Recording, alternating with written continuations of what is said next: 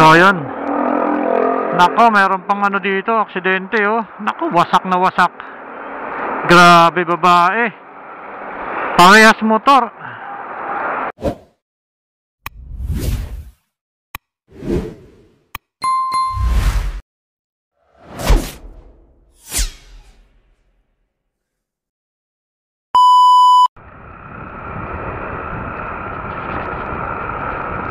So nandito tayo sa bulungan kung tawagin. Ito yung bulungan dito sa Parañaque. Ayan o, high tide. Ang lansa ng tubig. Grabe. High tide.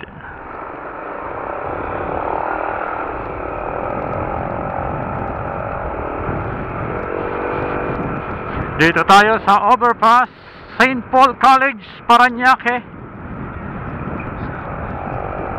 Ang daming bangka oh. Pagka bibili ka ng isda dito, ibubulong mo lang. Tunggong! Barinig kita sa mukha. Kaya siya tinawag na bulungan.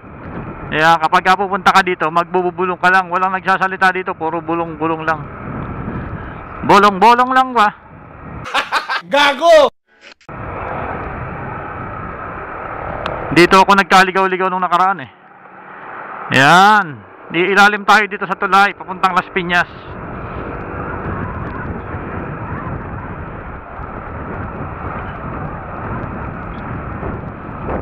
Yan, sa una liligawin ka muna dito bago mo matagpuan tong way na to. Ayan, oh, daming talaba oh. Basa.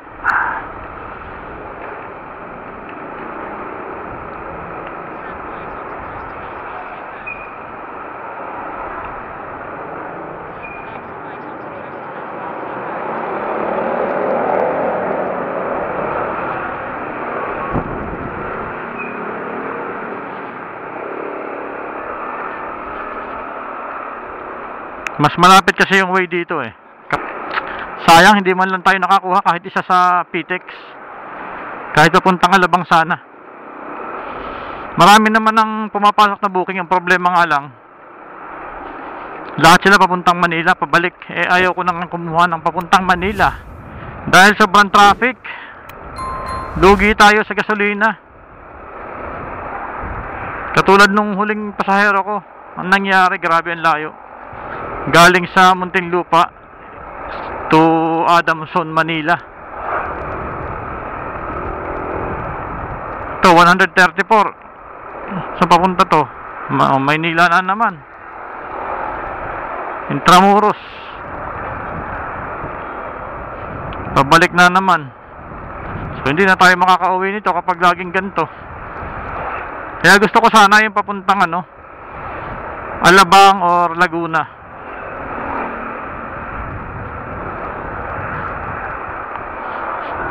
Kasi kukunin ko ng kukunin, wala, hindi na tayo makakarating ng bahay. Hindi na ako makakauwi. Hindi ako makakakain, nagugutom na ako, alas 12 na oh. Wala pa akong almusal. Isang biskwit lang ang kinain ko kanina. Seriously, what the fuck are you doing? Di ba? Maawa naman kayo sa akin, bigyan niyo naman ako ng papuntang Laguna. Huwag naman laging papuntang Manila.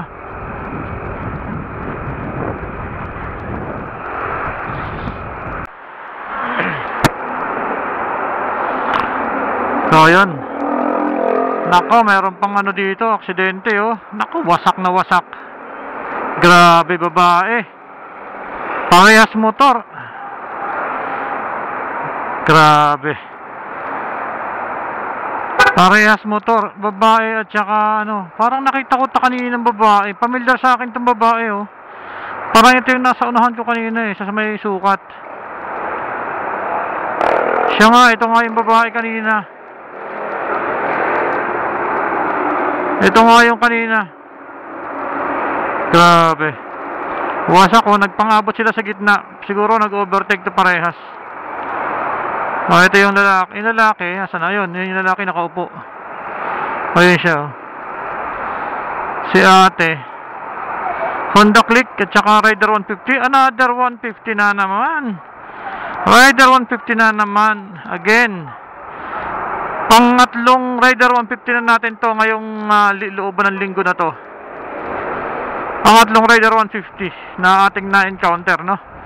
Nung nakaraang gabi, Rider 150 versus tricycle.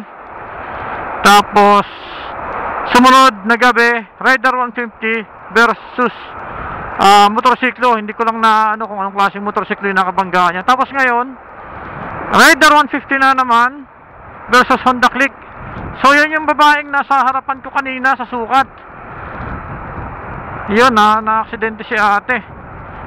Kasi parang napansin ko kay ate kanina, parang medyo baguhan lang siya nagmumotor. Yung the way na mag-drive siya, parang matigas yung braso niya. So alam mo sa isang rider, kung ikaw ay matagal nang nagda-drive, matagal ka ng rider, alam mo sa isang rider na makakasama mo sa kalsada, makakatabi mo, yung medyo baguhan or kapapa sa kalsada. Yun yung napansin ko kanina kay ate. Pero hindi ko naman sinasabi na mali si ate kasi wala tayo sa pinangyarihan kung sino ba talaga yung may kasalanan, no? Kung sino yung nagkamali dito sa dalawa. At hindi ko alam kung nagkakataon lang na laging Rider 150 yung aking nakaka-encounter. So pangatlong araw, dalawang gabi, tapos ngayon sunod-sunod guys, Sabado, Linggo, Lunes. Kung mapapansin nyo, meron akong siyang upload dyan dito sa aking video, yung Rider 150 na natuklap yung tuhod ng rider. Kabanggaan nun is tricycle. And then bandang, saan nangyari yun? Bandang Binyan, Laguna. Then yung isa naman is ano naman yun,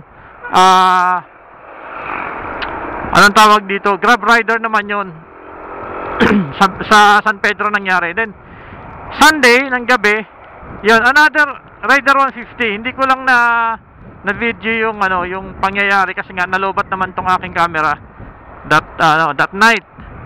So tapos ngayon, another Rider 150. Oh my god, talagang takaw aksidente, no? Hindi ko siguro nga kasi nga meron akong kaibigan, maikwento ko lang. Meron akong kaibigan na naka Rider 150 nung bago-bago pa lang umuuso yung Rider 150. Ilang aksidente na rin yung naranasan niya doon sa motor niya na yon. Sobrang mabilis kasi talaga. Sobrang lakas ng makina ng Rider 150 na yan. Kaya kung hindi mo kabisado, kung patatakbuhin talaga ng mabilis, talagang mawawala ka sa bisyo. So hindi nagkakataon, talagang merong something sa Rider 150. So, pero depende pa rin syempre sa driver. Kasi napapansin ko lang, mabibilis na nga yung motor nila, malalakas na, alam nating malakas talaga kasi sila yung king of underbone, no? Yung Rider 150. Sobrang lalakas nilang motor dahil nga underbone. Tapos kung patakbuhin pa nila, talagang parang wagas, parang wala nang kinabukasan.